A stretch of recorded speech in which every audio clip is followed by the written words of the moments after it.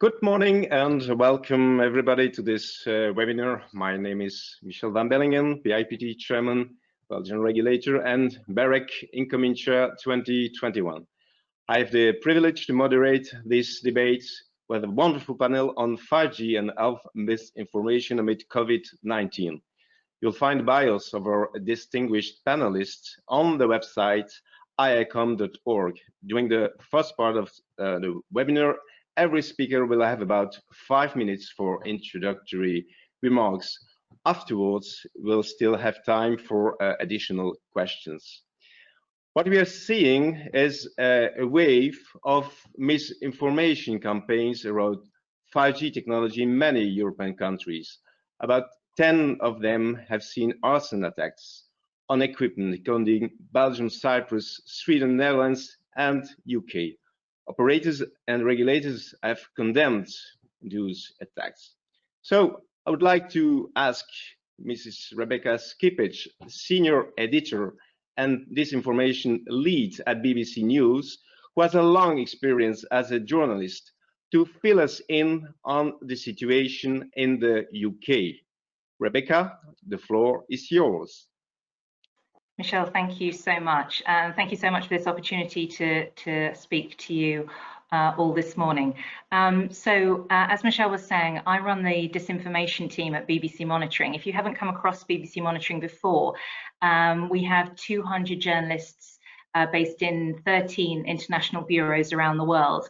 And we watch, read and listen to open source media, both mainstream and social media, in more than 150 countries and in over 100 languages.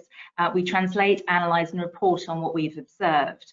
And we started in 1939 listening to German propaganda.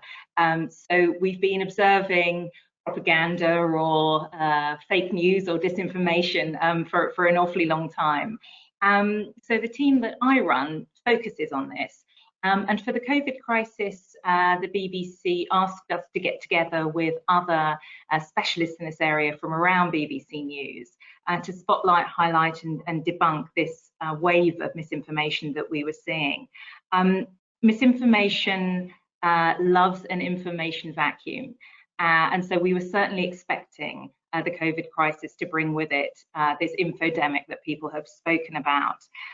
For us, 5G was quite a familiar face. We'd already come across it. The conspiracy theories, I should say, were a familiar face. We first started seeing them cropping up around 2018 with theories around birds dropping out of the air. We think in Holland that misinformation first started.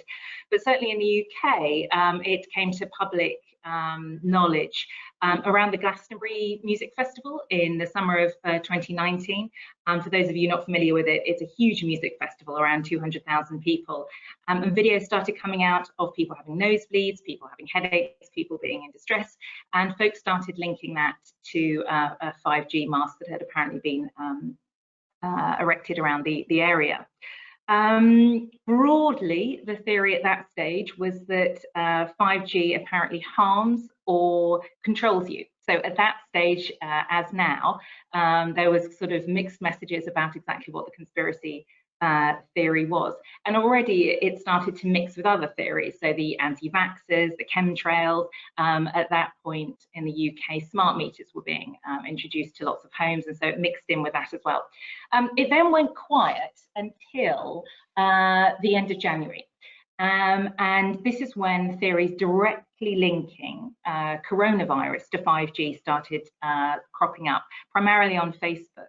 There was one post in particular, and the earliest mention that my team can find it is a now deleted interview with a Belgian doctor called Chris van Kerkhoven, who asked if there may be a link between the virus originating in Wuhan and the fact that Wuhan apparently had 5G masts around it. So that theory initially starts spreading in the channels that we would expect. So already established anti-5G groups, anti-vax groups in Facebook. It goes into a number of languages as well. It was actively pushed by activists on Twitter, but finally, for whatever reason, it didn't really catch on successfully there. So mutation of this theory happened really quite early on. There are a variety of explanations as to a possible leak. Sometimes they were contradictory, so claims that the 5G towers in Wuhan turned a flu into a deadly virus, or that it was the 5G that was doing the damage and that the virus was actually a hoax. And they would get mixed up also in the depopulation and anti-vax theories. So at this point, kind of the virus, the Freudian slip there, the theory is spreading, but it's kind of staying where you'd expect it to. So a number of professional conspiracy theorists, so like David Icke and InfoWars, they joined in quite early on.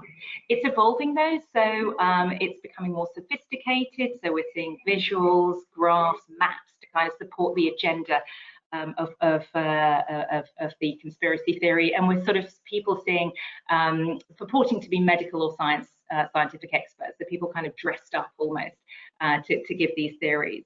The jump happens into the mainstream mid-March when celebrities start sharing it. I can't really emphasize enough how important it is, celebrity involvement in conspiracy theories. Because when they appear on social media platforms, typically they say that, and they get an audience that wouldn't normally be interested in this sort of thing. So our research suggests that the post that was likely to have really pushed it into the mainstream was a video of 5G conspiracy theorist Dr. Thomas Cowan that was shared by the US singer Kerry Hilson. She's somebody who has millions and millions of Twitter followers, and there were thousands of likes and retweets of this particular video. So we think that's probably where it really jumped. So at this stage, it's in multiple countries, it's in multiple languages. Alongside the English-speaking world, it was in Bulgaria, Serbia, Italy, the Netherlands, Uruguay, Japan, Denmark, Finland, all over the place. So we started retrospectively tracking this. And we used CrowdTangle, which is as I'm sure you well know, a fantastic resource to look at particularly Facebook data. And we saw that we looked at around 200 public groups who were interested in 5G. And they were just a sample, we should say. There are loads more out there. And just in the kind of first 3-4 months of the year, there were 1.6 million shares of posts, 5.4 million interactions in total. And it really spiked around the beginning of April. So why does this matter? Why does it matter that people are sharing misinformation? You know, people have been doing this for centuries. Well, because this was the point where we had real world consequences of what was happening. So we've had attacks of masks, fires at masks, harassment of engineers started to be reported all around the world. So this is kind of when the BBC, where my team swing into action and start producing public information, part of our public service remit, of course, around exactly what the facts are, what the accepted scientific view is, that of course there is no link between COVID and 5G. We have to be really careful about amplification of some of these theories, and I can talk a little bit more about, you know, the choices, how we make the choices we report on and what we don't. But yeah, we see that as our role to do that. So you'll see there are loads of reports and debunks around the BBC and around our output at that time. We're also part of the Trusted News Initiative. So we work with the tech companies and other trusted news organizations around the world on a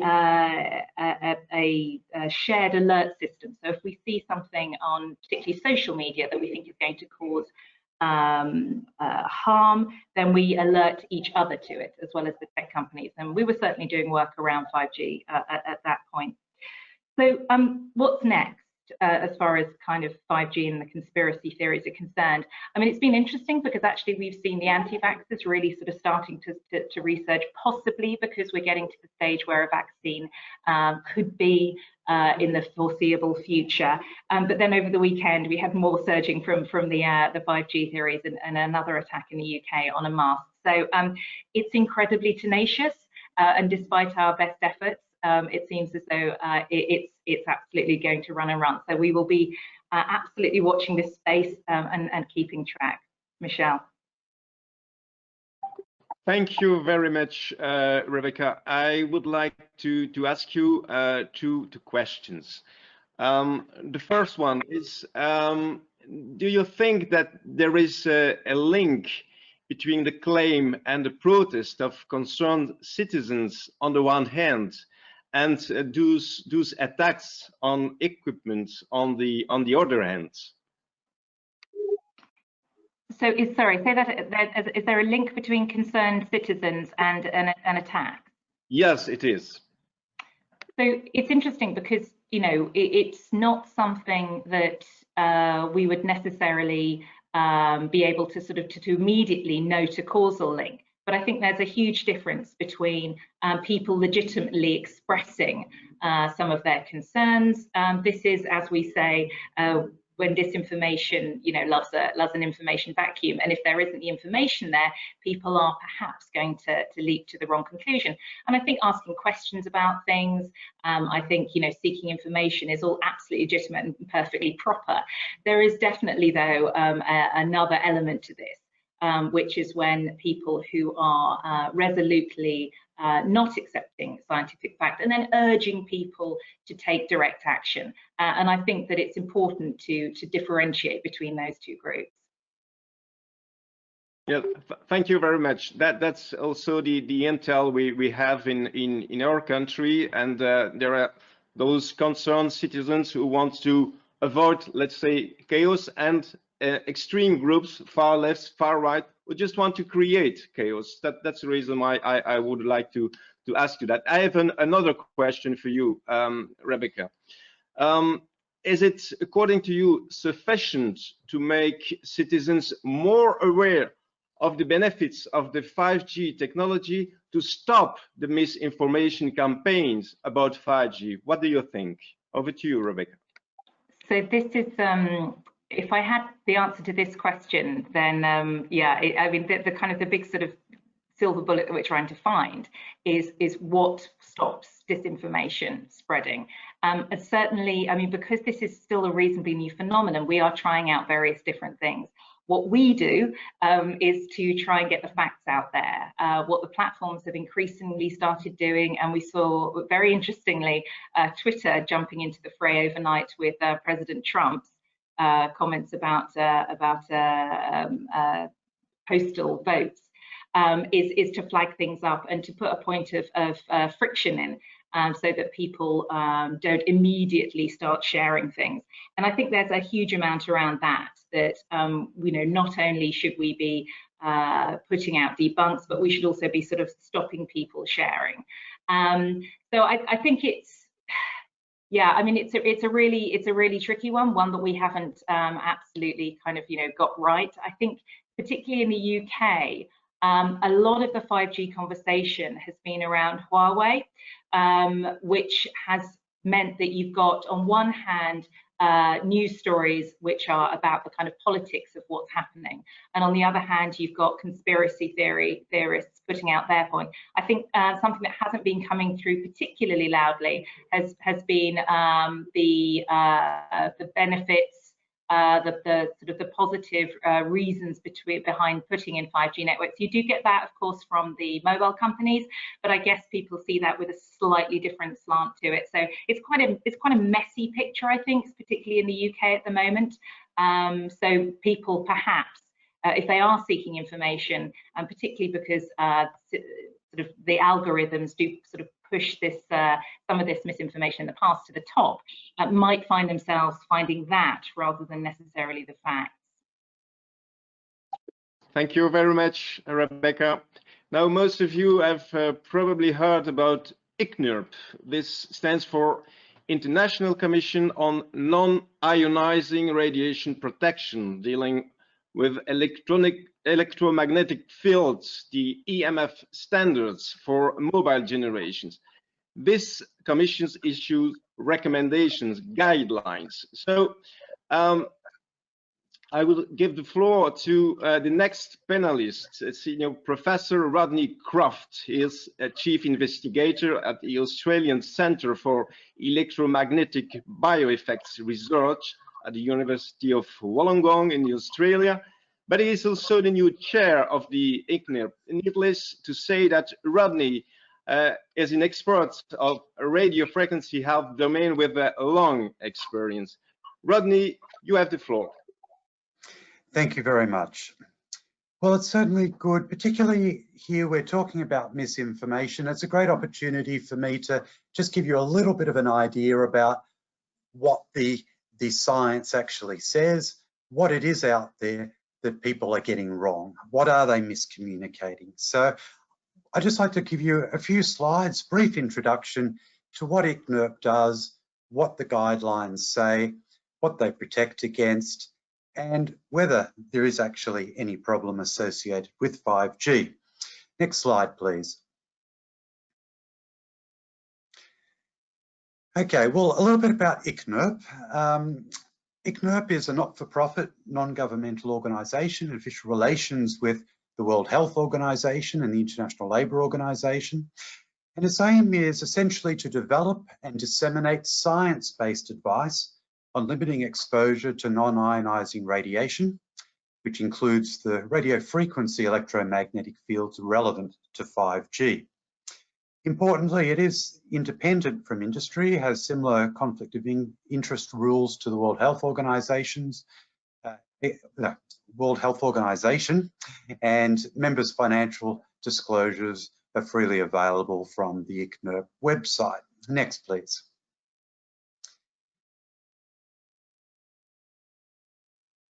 So how do we go about ensuring safety, and in particular 5G safety? Well, we do this via primarily the guidelines for limiting exposure to electromagnetic fields within the frequency range relevant to 5G. Our latest guidelines for this came out only a couple of months ago, published in Health Physics, and this represents the first major update since 1998. And the bottom line is, if you follow these guidelines, what we're talking about is you won't have any harm. Just as here we have a particular height beam, if we're below that height, it doesn't matter whether you're a little bit below or a lot below, it is going to be safe. There's not going to be any harm. That's really what our guidelines do. They provide levels that if you stay below, as 5G has to stay below, then there will be no harm at all. Next, please. So the question really is, how do we actually go about doing this? Well, we determine restriction values. Those restriction values are what the exposures must stay below. And the way we get there is we first identify harm thresholds. What's the lowest exposure level that can still cause harm? And importantly for this, it doesn't matter about what type of effect it is.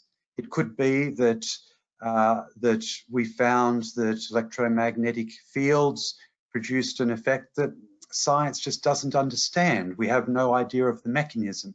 It wouldn't matter. We identify that there is an effect and we set a restriction based on that. That's really what we're talking about here.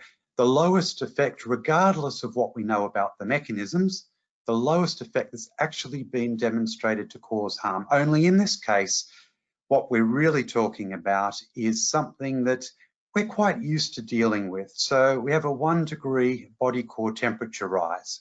Now, 1 degree body core temperature rise is something that many of us will experience on a daily level. Our circadian rhythm sends our body temperature up and down by about that much in some people, about ½ a degree in other people.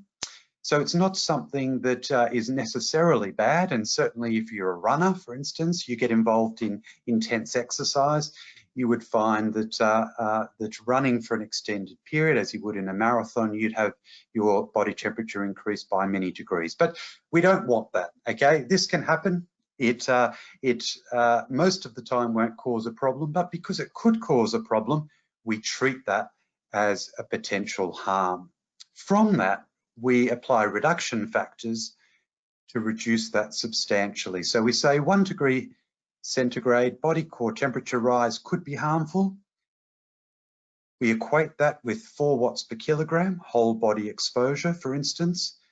We reduce it by a factor of 50 to bring it down to 0.08 watts per kilogram. So the general public would only be allowed to be exposed at the most to about 0.08 watts per kilogram. As it is, this is too low to be detectable. If you had enough control over an experimental situation, in principle, you should be able to see the temperature rise, but we're talking about amazingly small temperature rises, and we routinely experience substantially larger temperature rises. It's part of normal physiological adaptation processes which are required to get through each day. Next, please. And so if we look at this slightly differently, what we really have on the y-axis is the exposure magnitude, and right at the top we have things that are very unsafe. We know that if we had an exposure at that level, it's a very good chance something bad's going to happen. Okay, microwave ovens, for instance, we know can harm you if you have a very high exposure. If you put someone in a microwave oven, we know that there's going to be a problem. Okay, but going down, we find a threshold for our harm effect, which we take to be 1 degree centigrade body core temperature rise. And importantly, as I said before, it doesn't mean that there'll be a health effect, but there might be. In fact, by definition, being the threshold being the lowest value that we find a negative health effect, it is going to be safe in the vast majority of cases. That is the extreme case. So at that level, it's still safe in most cases, and then we go down substantially till we get down the bottom where we have our restrictions. And as you see, our restrictions are a long, long way away from where harm actually occurs, and they are safe. And when it comes to 5G or 4G or 3G for that matter, what we find is, talking about handsets, talking about base stations, they're both within that safe level. There is no actual benefit in going any lower. In terms of science, cannot find any benefit of having an even lower exposure than what we have from these things. I mean, of interest, and as I'm hoping we'll hear a little bit more about during this panel discussion, when it comes to the base stations themselves, we're generally talking about much, much lower exposures, sometimes 100 to 1,000 times lower than the restrictions, very, very low. So long as 5G stays below the restrictions that are stipulated in the ICNIRP guidelines, we are talking about something that is extremely safe. There is no need to be concerned, even though some clearly are concerned. And so, although we might get more complexity when we get to very, very high levels, where exactly does harm actually begin? In terms of the discussion that we're having and talking about community exposure to 5G, this is extremely low, and any discussion about it being unhealthy or any claim about it being unhealthy is necessarily a misrepresentation of what science has shown us. Thank you very much. Thank you very much, Rodney, for that. I would like to ask you some questions which are frequently asked. And the first one would be the following. How independent is the ICNIRP towards the telecom operators? Over to you. Thank you. Yeah, look, ICNIRP is completely independent. So we don't have any people working for industry. Or for instance, people like myself, I work for a university, I'm paid by a university. Our grant income comes from government. There are in principle allowances for up to maybe 5% of research income to be associated with some kind of industry, but that would have to be a particular type of industry, such as a government industry. Often government takes control of particular industries and works as a not-for-profit organisation. In terms of working for a Motorola or a British Telecom, that just can't happen. For those who are interested, all of those declarations are freely available on the ICNIRP website. So it gives people an opportunity to have a look and just understand how things work within the group. But in essence, we're fiercely independent. Thank you very much, Rodney. I've another question from an academic in Slovenia. And this is about the potential effect of 5G on the immunity system. Is there any proof of that 5G could affect immunity and form a kind of bigger risk, a higher risk towards COVID-19, for instance? Over to you. No, there isn't. Thank you. No, there isn't evidence of that. There certainly has been some reports in the scientific literature of changes to immune function, some showing improved immune function, some showing reduced, but we still don't have any reliable pattern of results to show us that there is any influence one way or the other. So look, while it's still possible, science keeps progressing, and it's certainly possible that something would be found in the future. There's absolutely nothing out there to show that that occurs, and so again, any discussion of that is really not based on the scientific literature. Thank you very much, Rodney, for that. There is no difference in terms of radiation between 5G and the former generation, as far as I understand. But for 5G, there is this specific use of massive MIMO with a beam, a dedicated beam. Does it make any difference in terms of radiation or not at all? Over to you. Well, the idea of being able to focus the beam has the advantage that instead of exposing a broad area, you're able to focus the exposure onto the particular person using the device. So what that means is that you're reducing the exposure to everyone except for the people using the devices themselves. So in general, it produces a reduction. When it comes to the actual device, my understanding and the measurements so far suggest that we're really talking about a similar exposure level to what we had with 4G. So the only difference would be, well, at the moment, most 5G is still using essentially the same frequency as 4G anyway, but for future 5Gs and some 5Gs in some specific regions in the world, there are higher frequencies. And the only difference that produces is that instead of the energy penetrating deeper into the body, it's absorbed more superficially. So you get more of the energy absorbed by the skin. But the guidelines take that into account and set the restrictions based on frequency, not just across the board the same for all frequencies. So for the guidelines, we don't like to talk about particular devices because for us it's the physical agent, it's the electromagnetic field that can affect things. And so we have our restrictions based on the electromagnetic field as a function of frequency.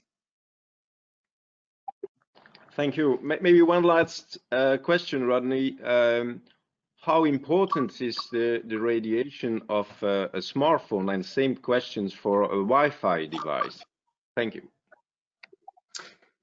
Well, it really depends what you're using the smartphone for, and different functions can have very different effects. But even the very highest, even if you had the absolute worst case scenario, so if you were a long way from a base station, because of course the further you are from a base station, the more your phone has to work. So, you know, if you want to reduce exposure, the best thing is to be really close to a base station. But if you're a long way from a base station, you're using a lot of data, you're talking, you're doing everything to increase your communication and your exposure as much as possible, you're still talking about a temperature rise which is too small to be detected.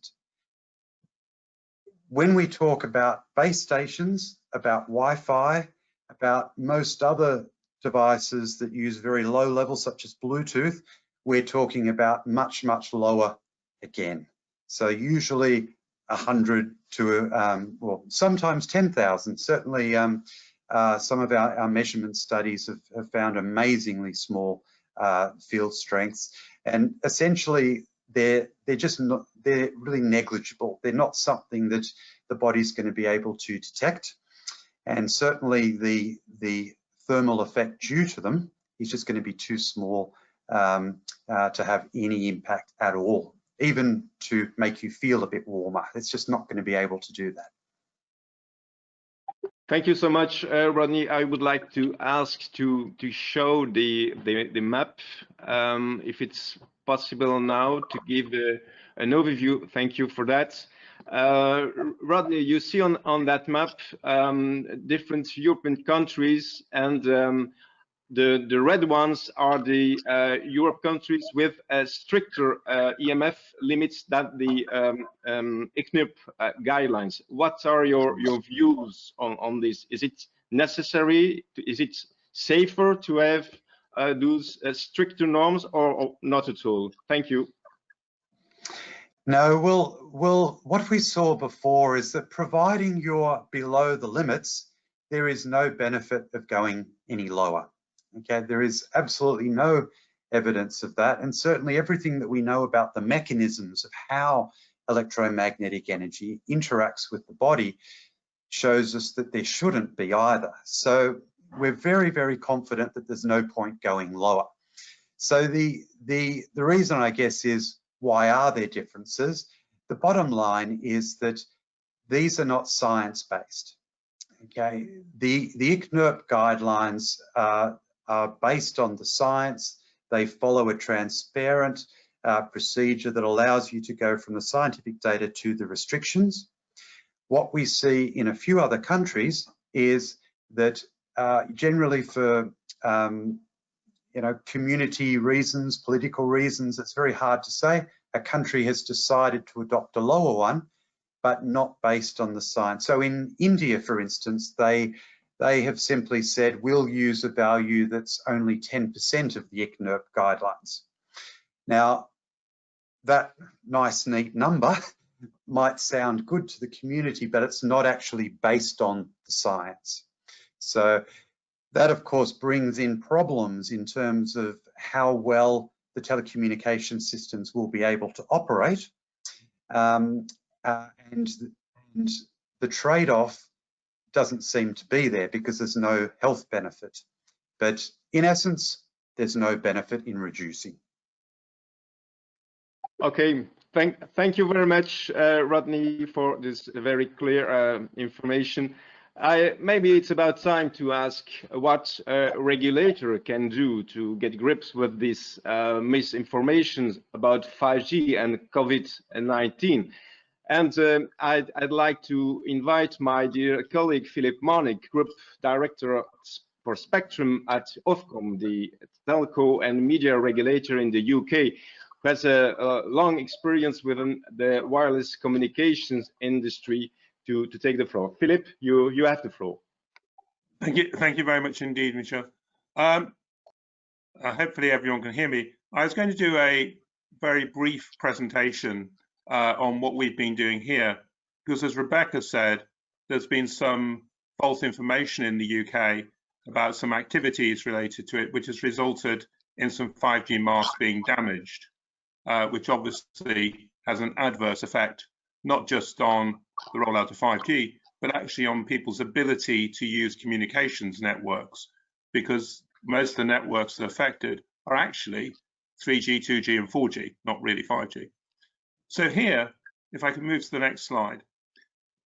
As Rodney was saying, for us, it's the public health authorities that determine what is safe for consumers, and we follow the ICNIRP guidelines. So we've been in the UK measuring the health and the performance and output of EMF from radio base stations and devices since the early 2000s, late 1999 actually, and we've continued to do it.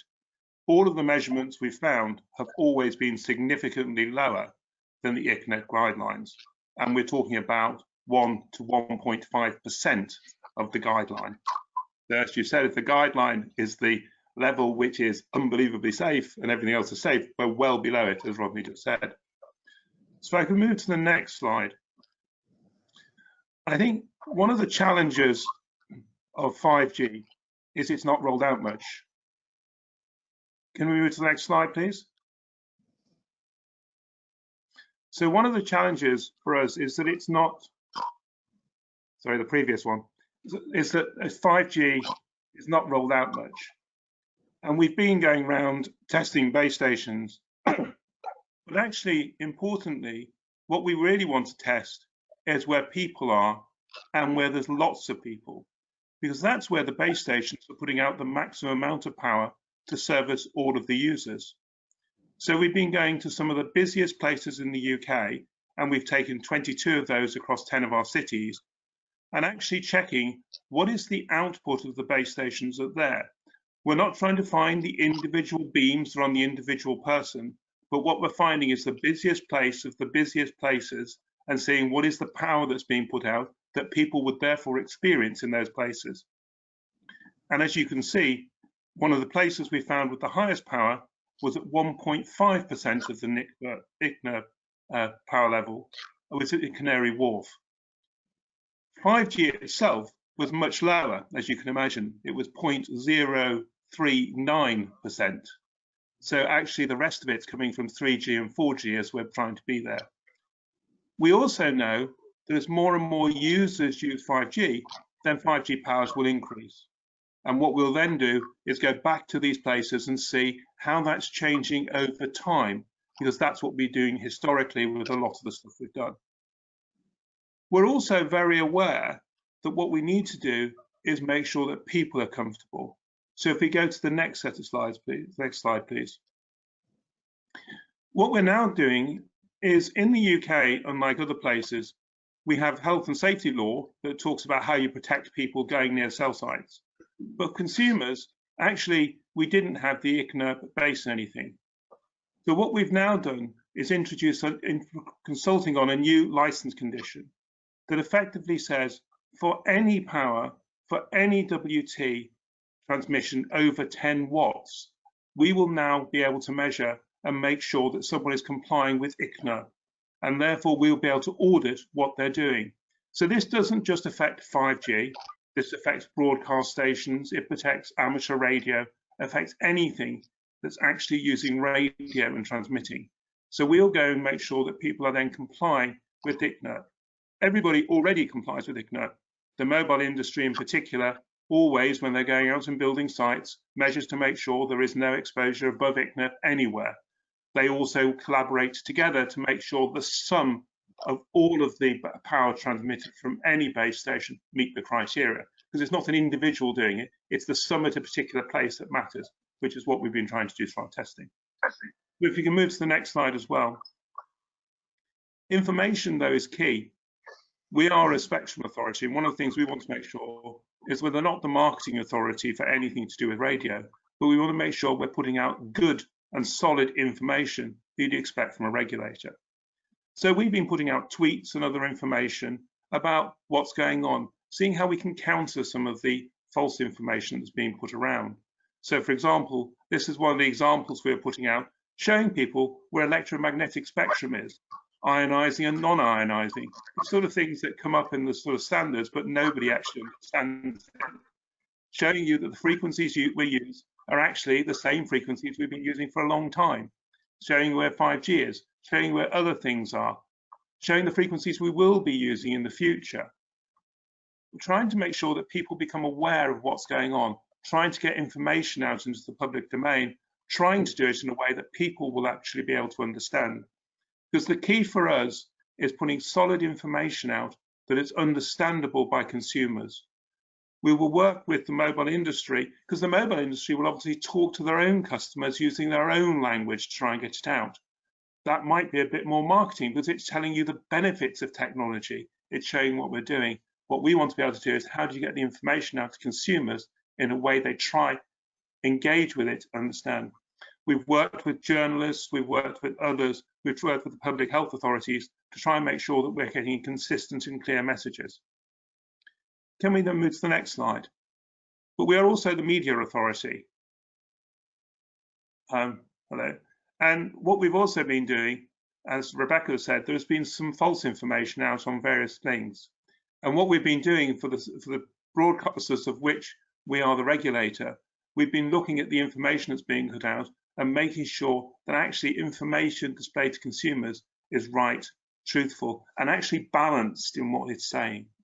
And you'll see some here, some of the stuff where we're actually been issuing guidelines, but also actually censoring stations that have been doing things. Because what we want to try and make sure is that actually what consumers hear and what they listen to, they can trust. And actually people have balanced debates, not just one-sided debate. So I was trying to give a brief overview of what we're trying to do here in the UK to try and see what we can make happen. For us, it's really important that we have solid fact.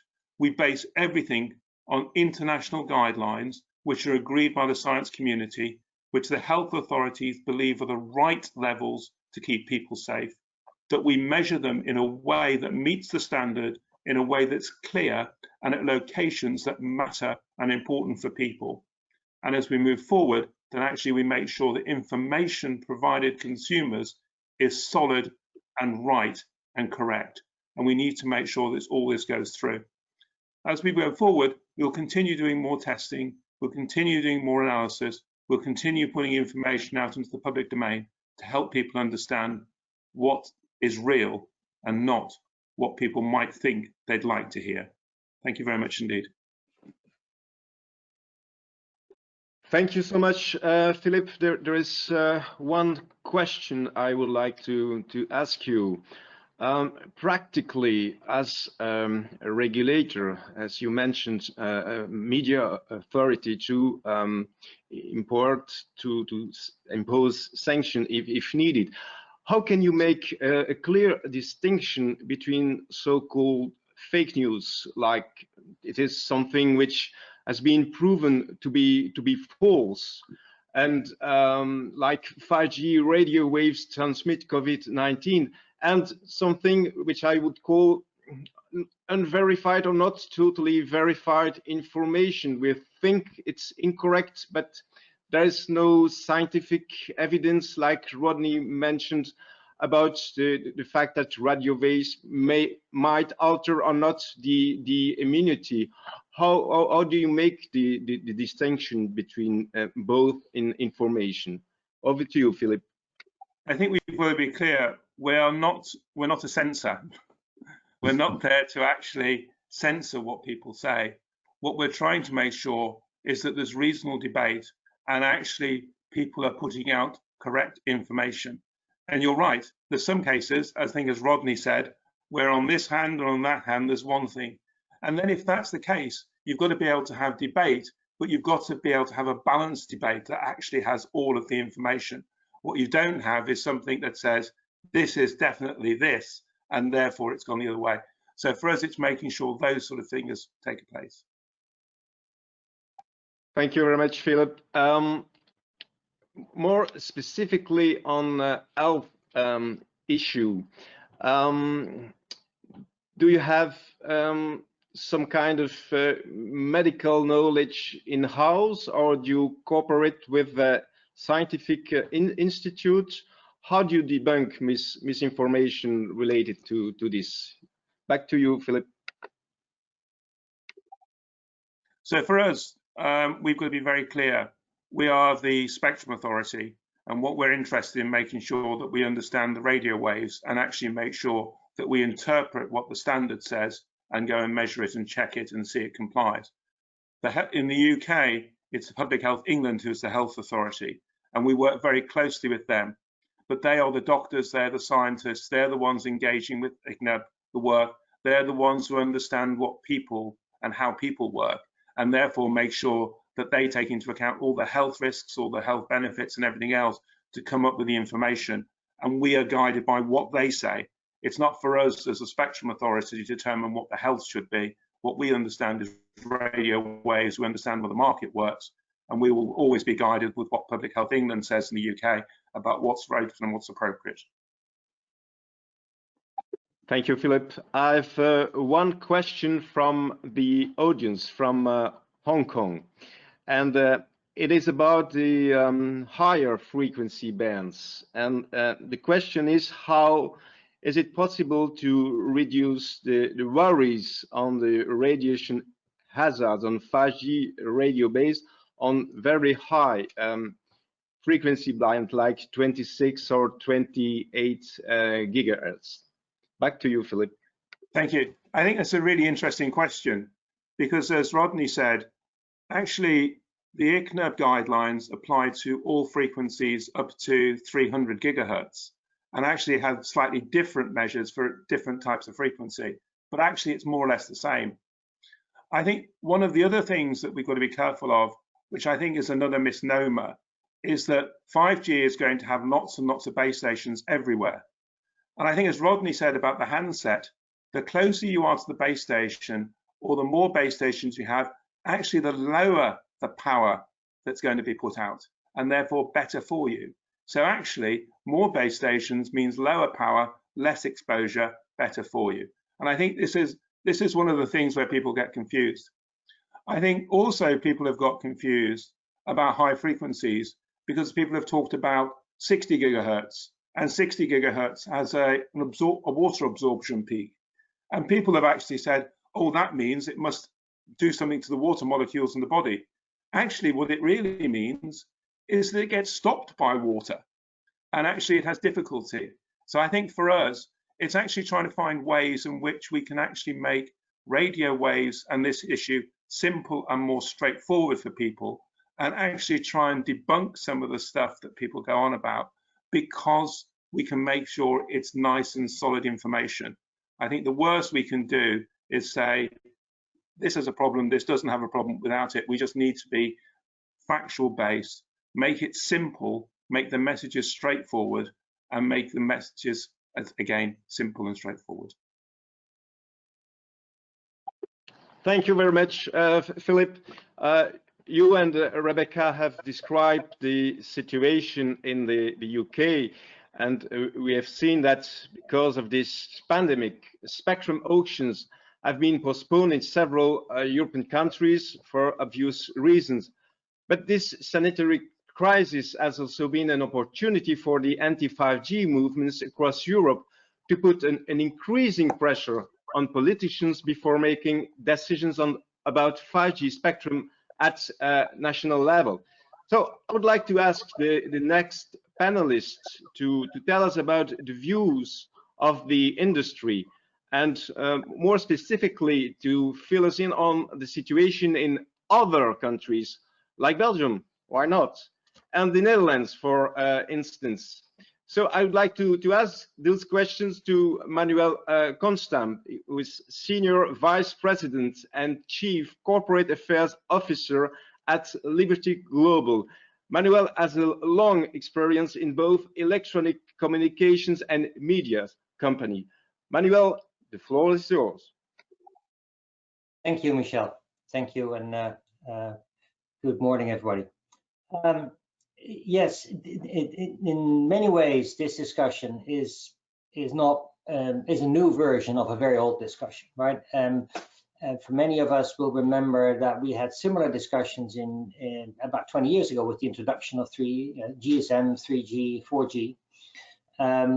And there has, at those days, similar kind of concerns were expressed on electromagnetic kind of energy levels.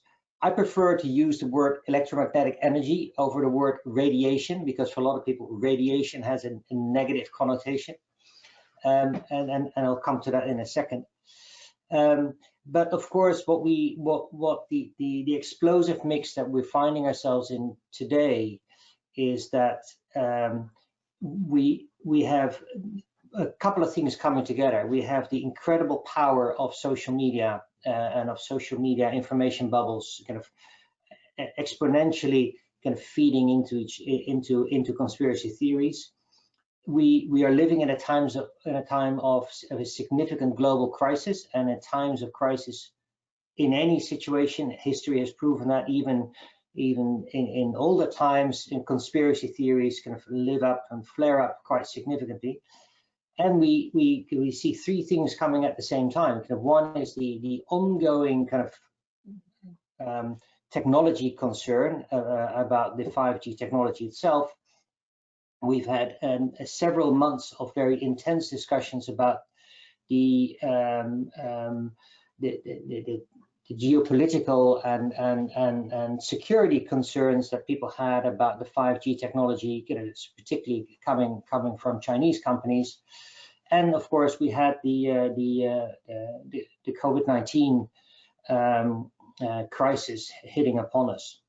And at some stage, various of these conspiracy theories started to put all of that together into one very, very powerful mix, which is very difficult to untangle. Obviously, we are doing our best as an operator. We have operations liberty indeed in half a dozen European countries: Holland, Belgium, Switzerland, Poland, Ireland, also the UK, Slovakia. And I'll come to each of those countries in a second. But as an operator, we are, it's difficult to be preaching the safety of this technology because we're deemed suspect, right? We're deemed to have a self-interest in this technology. Unfortunately, the government is also deemed to have a self-interest there because the government typically makes quite a bit of money on the auctioning of 5G spectrum. So whatever we do or governments do who have an interest in kind of raising money on the spectrum auctions is automatically suspect. And that's why it's so incredibly important that the scientific community kind of steps in here and comes in with the right kind of information levels. What I also find extremely important is, and then, I see a lot of information, a lot of scientific research coming by, but for all of those information projects, it is extremely important to go back to the very simple basics. Most people, if you ask anyone in the street, most people do not know the difference between ionizing and non-ionizing radiation. And actually, it starts there. What does that mean? What is the difference between ionizing and non-ionizing radiation? There is very few people know that the energy levels of our sunlight actually are way more dangerous than the energy level for the human body, than the energy levels of 5G electromagnetic kind of energy, and which is one of the reasons why you need to protect yourself from sunlight if you're baking on the beach too much. But that's those kind of very simple explanations still need to intensify, in my view. When we look at what happens in our countries, one of the problems we see is that there is inconsistency in regulation, and I think the fact that so many countries have different levels of let's say safety limits that they profess, and actually the chart you showed before is actually it's even more complex than that, because we also have the European Union kind of recommendation, which is adhered to by some countries. Other countries have more flexible kind of norms, and so in Europe you actually have 3, 4, 5 different kind of levels of acceptable kind of sort of energy levels in public for public health purposes. And the fact that all those countries have different levels does not create trust with the general public. If all these countries have something different, somebody must be wrong, right? And they can't. If they can't agree on a single norm, then clearly science has not been able to convince all of these countries of the right path forward. So evidence-based policy making, in my view, is absolutely essential. Certainly it means that in a couple of countries, unfortunately, where we are active, and Michel, you already mentioned Belgium. Belgium has particularly strict norms. Actually, the city of Brussels even has more stricter norms than the rest of Belgium. The European Union will not be able to enjoy any of the benefits of 5G for a long time to come, as long as the restrictions in Brussels remain where they are. We have a similar situation in Switzerland, where the Swiss regulator also again has the Swiss political community has set the levels so low that we probably, or companies are unable to roll out 5G in any meaningful way. So that regulatory divergence is certainly something that we would see as an immediate priority for policymakers, and to the extent that the scientific community and the regulatory community can help there, very useful. Then at the same time, kind of the disinformation and campaigns, we need to keep fighting them. Unfortunately, we've talked, some of you have talked about the intensity of the mass attacks, which we have seen in the past, certainly the past 2 months. Not actually, Benelux, Holland had a lot.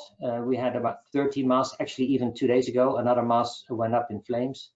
I believe the UK is now, the total has gone beyond 90. And indeed, in the Facebook groups, which are actually celebrating these arson attacks, are very big. I mean, some of these Facebook groups in Holland have more than 35,000, 40,000 followers, and openly talk about the successes of these attacks. That's something that needs to be seriously countered. It is seriously countered now by the Dutch organized crime and anti-terrorist units, because also these masks are, as you said before, Michel, they're not only, actually there's only a few test 5G sites on those masks. Most of them are used for 4G, 3G, but also I don't know how the situation is in other countries, but I know in the Netherlands, all of the police, ambulance, and fire brigade kind of internal communication services are on those same masts. So when those services were affected, the Dutch Prime Minister himself actually got extremely angry in the midst of the COVID-19 discussion, went on live television to condemn these attacks. And we have also seen the first series of arrests of people who've actually been engaged in them. I talked a little bit about the Belgian and Swiss situations, of course, at the same time, and that is that will require even more kind of public-private partnership and cooperation. Indeed, when we want to roll out 5G in earnest, we will need more cell sites. And indeed, if you want to have lower electromagnetic energy levels, you need more cell sites. And when more people are starting to use 5G, you need more cell sites. And a lot of people find it difficult or disconcerting or just not a nice view to have a mast in their backyard and a mast in their yard. So you also see resistance from communities and housing corporations and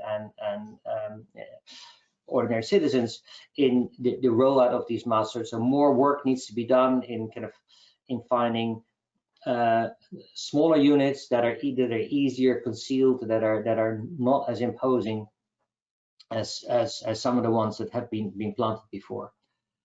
I think those are the key things from my side. We as an operator, we genuinely believe in the incredible potential of 5G, not necessarily to kind of make money as an operator. As most of you know, 5G actually is not much of a money maker for some time to come. It requires a lot of upfront investment. It will eventually kind of generate new services and new capabilities, and it will make society a lot more connected. It will enable very, very positive things for public health, for driverless cars, for doing all kinds of things which we have now come to see during the COVID-19 crisis, how, among others, this webinar online, where we're not meeting each other physically, we will be moving in the online world a lot more in the future, and that 5G is going to be an essential part of it. I have no question it will, and that eventually we will get there. But a lot of cooperation is needed among operators, governments, regulators, and the scientific community to get the right kind of messages across. Thank you very much, Manuel. You have been very clear on the fact that very strict EMF norms have an impact on the pace of 5G rollout, and to some extent it makes it even impossible. Do you also consider that there is a potential impact of all those misinformation campaigns on the 5G rollout for the time being? Well, it doesn't. Let's put it this way: it doesn't stop our plans. It doesn't have any impact on what we are doing. A big, the large majority of the population of our customer base, and not just residential customers, but certainly also on the B2B side, is looking forward to the potential of 5G and is actively promoting it. New kind of advanced logistics systems, advanced production methods will, harbor systems inside big factories will all tremendously benefit from the introduction of 5G. And actually, that train has left the station and is already going. No, this is all about potentially the future, the scale up. And in a number of countries, I think where we are now active, the scale up in particularly in the UK, in Holland, those kind of countries is going well. I'm a little bit more concerned about Belgium and Switzerland, to be very honest, because there doesn't seem to be a political majority to help de-escalating the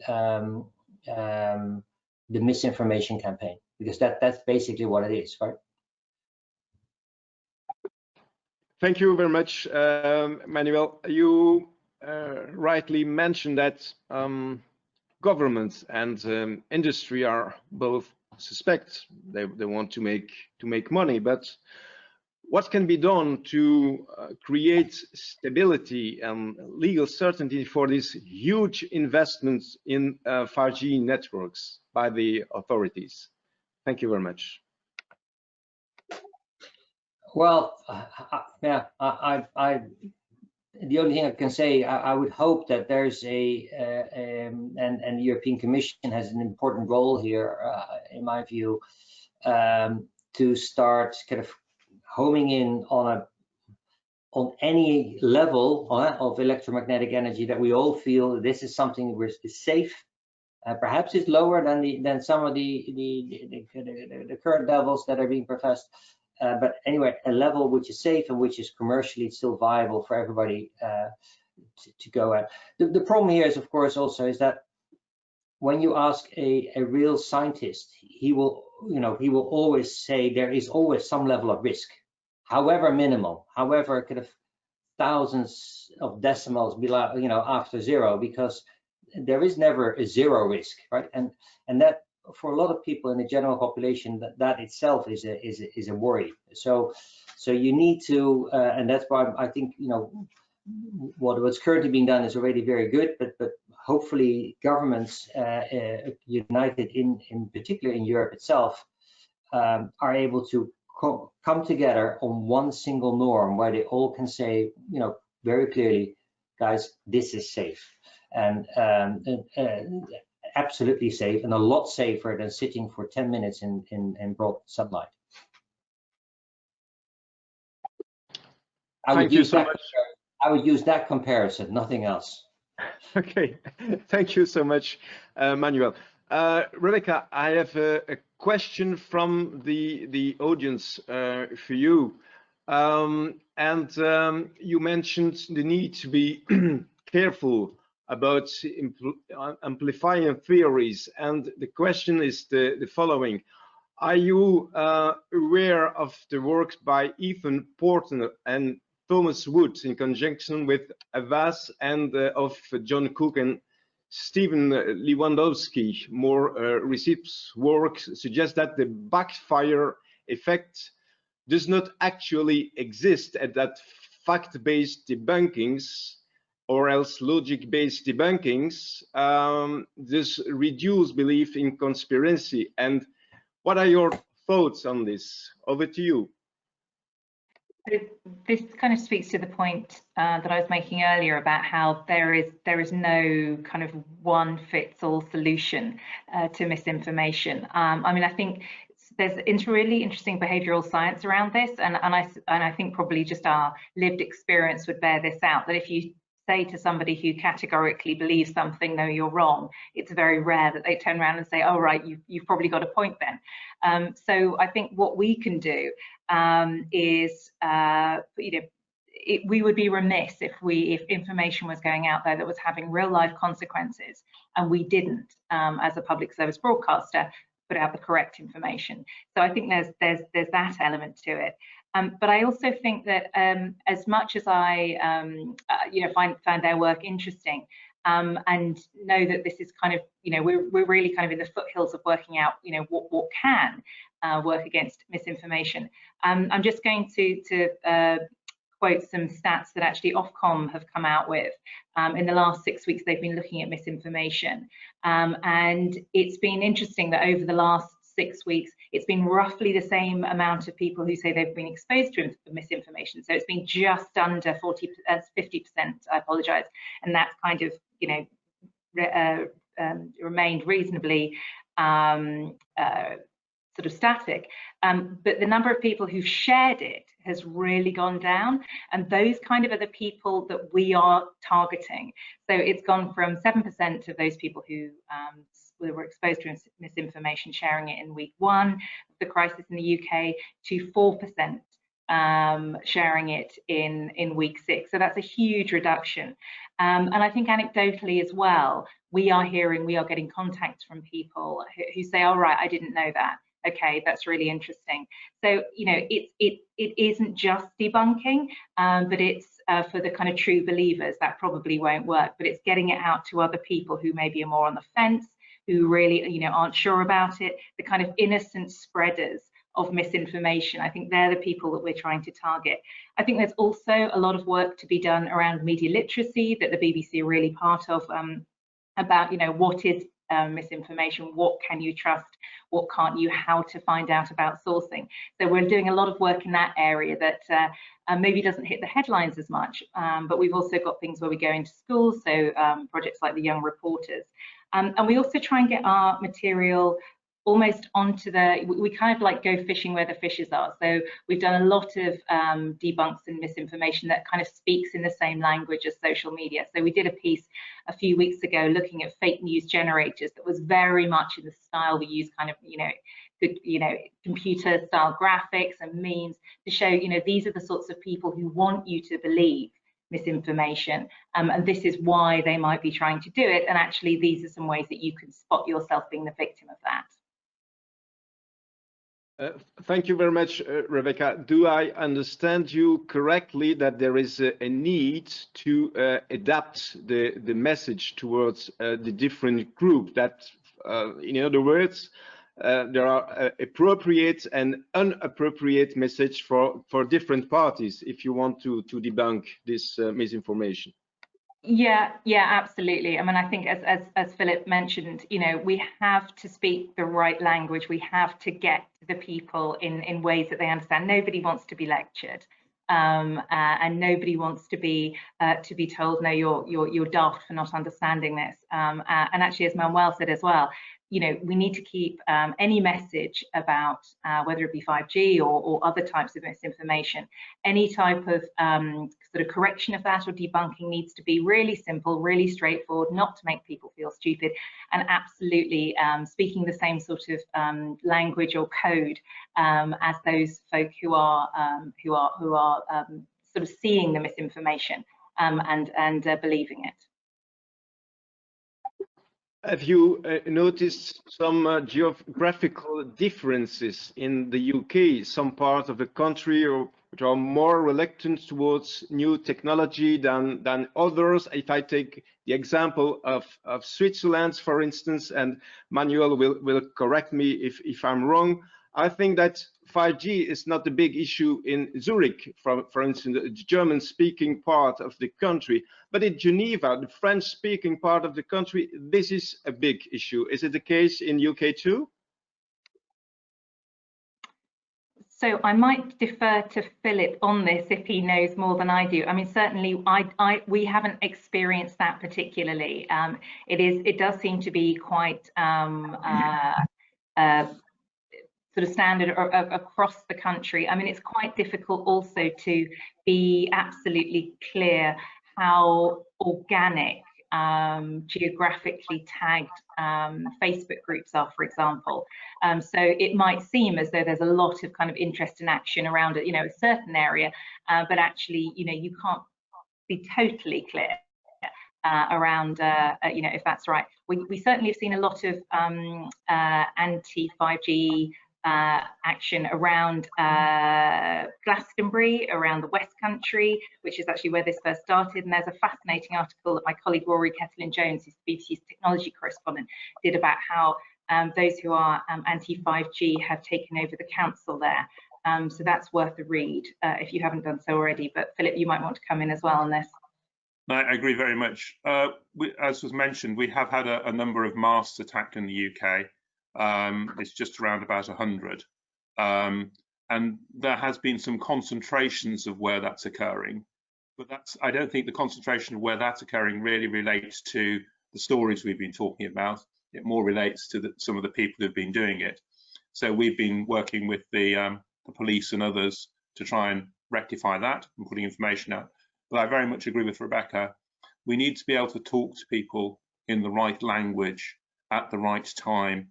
There's one of these things where, as she says, you can't tell people they're wrong, but you've got to try and see how you can educate people, how you can help people understand what the impact of things are.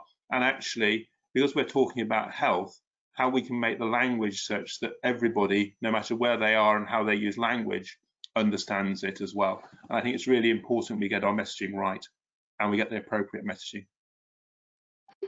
Thank you so much. Before closing this session, because we're running out of time, I would like to come back to the final words of Manuel related to energy level of sunlight. And I have a last question for Rodney. What are the, should I call them, very harmful and natural radiations if we compare this to the, let's say, artificial radiation sources? Sunlight is one of the examples. Have you got other examples? Over to you.